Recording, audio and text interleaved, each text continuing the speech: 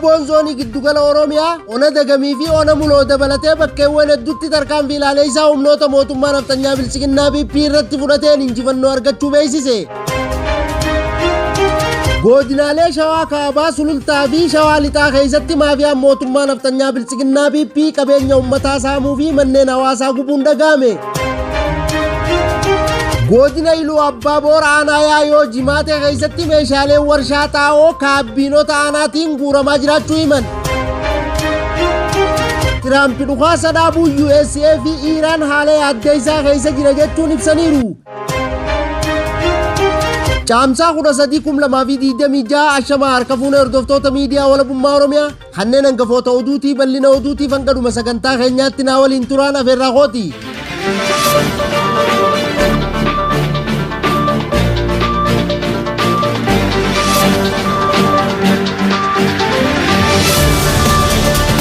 Waboon zoonii giddugala Oromiyaa ona dagamii fi ona muloo dabalatee bakkeewwan hedduutti tarkaanfii ilaalee isaa humnoota mootummaa naftanyaa bilisiginnaa PP irratti fudhateen injifannoo argachuu beeksise. Bal'ina oduutiif jaaltunyaa waan qindeeffatte qabdi.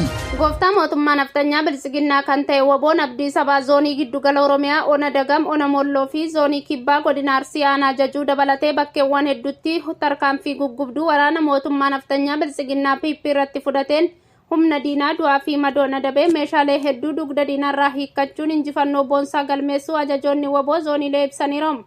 Irree fi gaachanni saba Oromoo Waboon zoonii giddugala Oromiyaa godina Shawaa Kaabaa ona dagam bakka gabayaa Qidaamee jedhamtutti caamsaa 1/2026 halkan sa'aatii 8 irratti tarkaanfii waraana mootummaa naftanyaa bilisiginnaa PP irratti fudhateen humna diinaa du'aa fi madoo jabaan adabuu ibseera.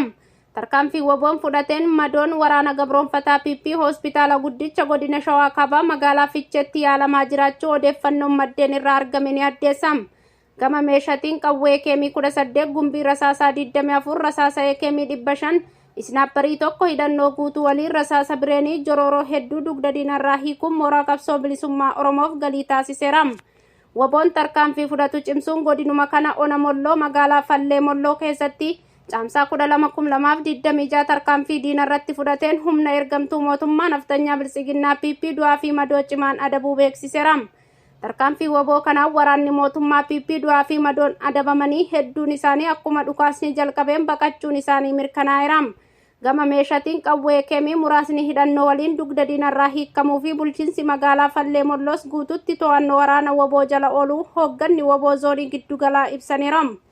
Haaluma wal fakkaatuun irree fi gaachanni saba Oromoo Waboon Arsii Bahaa aanaa jajuu ganda Hurutaa Dooree bakka Tibilaa jedhamtutti caamsaa 11/2026 ergamtuu waraana mootummaa naftanyaa bilisiginnaa PP irratti tarkaanfii ilaaleessaa fudhateen 3 ajjeesuun koomaandara aanichaa Mustafaa Gammuu dabalatee shammadoon adabee kanneen hafan baqachiisuun injifannoo argachuu ajajaan Waboo bakkichaa ibsaniiru. Injifannoon uummata Oromootiif qabsoon itti fufaa Oromiyaan biyyam. Godina Iluu Abbaa Boor aanaa Yaayoo Jimaatee keessatti meeshaaleen warshaa xaa'oo kaabbiinota aanaatiin guuramaa jiraachuu himan. Bal'ina oduutiif jaalmagarsaa waan qindeeffate qaba. Godina Iluu Abbaa Boor aanaa Yaayoo bakka Jimaatee jedhamtutti warshaan xaa'oo bara mootummaa wayyaanee akka gadi dhaabbatu taasifame. Har'ammoo kaabinoota aanaatiin meeshaan isaa guuramaa jiraachuu dubbatu jiraattonni.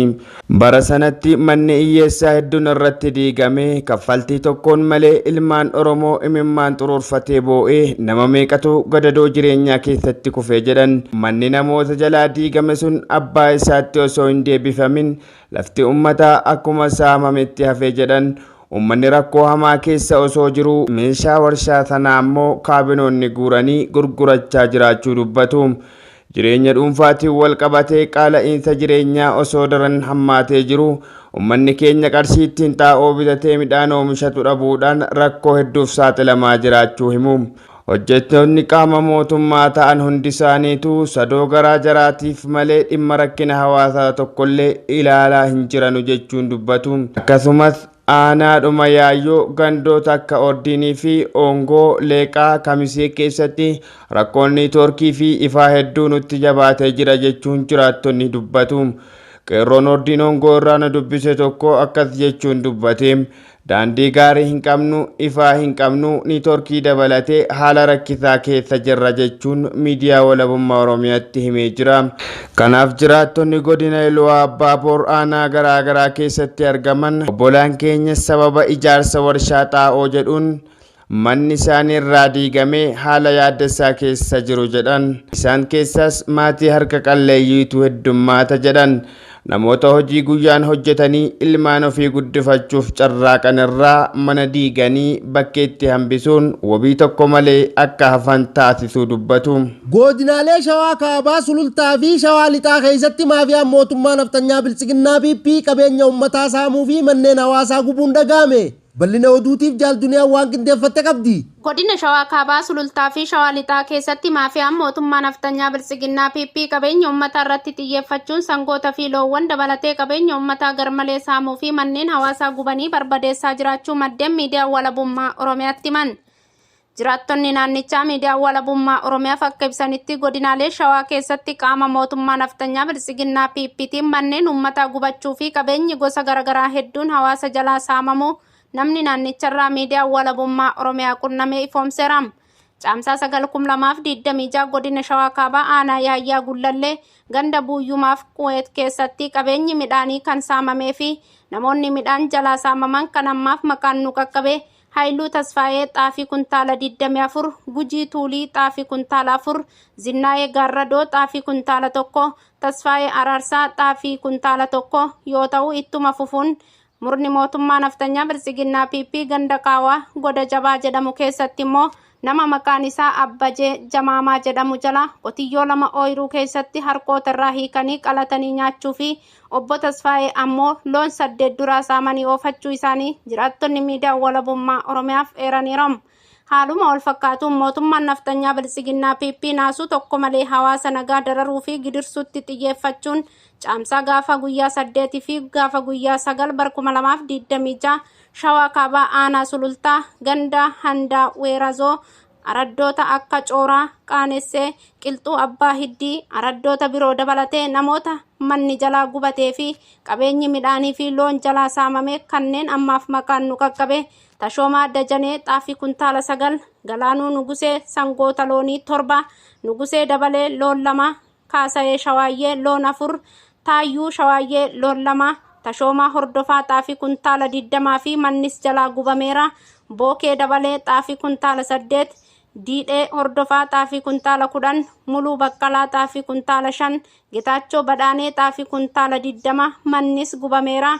Fiqaaduu Shuumii xaafii kuntaala 7 ro'oota 6 jalaa qalatuu fi Biraanuu Shuumii xaafii kuntaala 7 kan jalaa saaman yoo ta'u godina Shawaa Lixaa aanaa Adaa Baargaa keessatti caamsaa 12/2026 murni maafiyaa gabroonfataa mootummaa naftanyaa bilchiginnaa PP kunneen Tolosaa Horaa jala loon 7, Isheetuu Raggaasaa loon 3 fi Fayyisaa Gurmuu jala ammoo qotiyyoo tokko kan saaman yoo ta'u gabaasni kun akka ibsutti godinaalee Shawaa keessatti qabeenyi qonnaa loonii fi manneen jireenyaa irratti miidhaan guddaan gahuu hordofee hawaasni naannichaa nageenya isaanii fi qabeenya isaanii irratti yaaddoo cimaa akka qaban miidiyaa walabummaa Oromiyaaf ibsaniiru.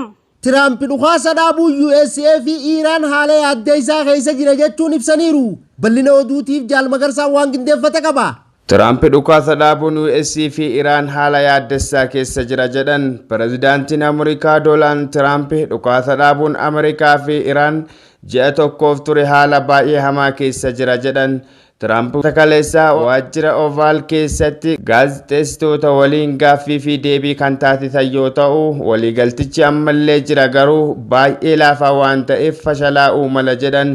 Dhukaasa dhaabuun haala baay'ee yaaddessaa keessa jira jedhan. Yaada akka yeroo haakimni tokko seenee dhukkubsataan carraa lubbuun jiraachuu dhibbeentaa tokko qofa qaba jedhuuti jedhan. Tiraamp hooggantoonni Iraan marii kana keessatti yeroo hedduu ejjennoo isaanii jijjiiruun waan amanamaa hin taane agarsiisan jechuun himataniiti jiru. Waanuma hin taane isaan nuuf ergan sanallee dubbisee hin xumurre jedhan. Kana malees Tiraamp Iraan waliigaltee Ameerikaa kuusaa yuuraaniyeemii gabbate akka baaftu hayyamuu cabsite jechuun himataniiru. Iraan gonkumaa meeshaa nikuleeraa hin qabaattus jechuun cimsanii dubbatan. Dhaabbanni oduu Tasniim madda garee marii Iraan waliin dhihoo ta'e wabeeffachuun akka gabaatetti Iraan meeshaa nikuleeraa gabbiftee dhabamsiisuuf gonkumaa walii hin galle jedhan. Eegaa hordoftoota miidiyaa walabummaa Oromiyaa oduu namaaf qabnu kanumaa oduu birootiin angoolitti deebinuu nagaan nuuf tura horaa bulaa deebana.